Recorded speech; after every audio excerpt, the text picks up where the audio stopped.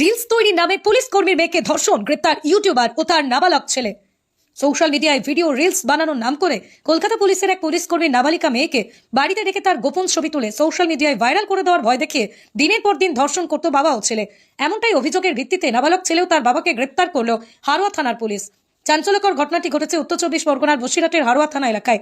ওই এলাকার বিখ্যাত ইউটিউবার অরবিন্দু মণ্ডল এবং তার এক নাবালক ছেলে প্রতিবেশী এক নাবালিকাকে সোশ্যাল মিডিয়ায় ভিডিও রিলস বানানোর নাম করে গত কয়েক মাস আগে ডাকে। ভিডিও বানানোর নাম করে রাজ্যের বিভিন্ন প্রান্তে ওই নাবালিকাকে নিয়ে যায় বিখ্যাত ইউটিউবার অরবিন্দু মণ্ডল এবং তার নাবালক ছেলে। সেখানে বিভিন্ন ভিডিও বানানোর পাশাপাশি ওই নাবালিকার কিছু গোপন ছবি ভিডিও তোলে অরবিন্দু।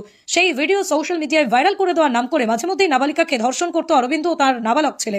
ওই নাবালিকা গত শুক্রবার সমস্ত ঘটনার কথা তার পরিবারের লোকদের জানায়। তার পরিবারের লোকেরা হারোয়া থানায় বাবা ও ছেলের বিরুদ্ধে অভিযোগ জানায়।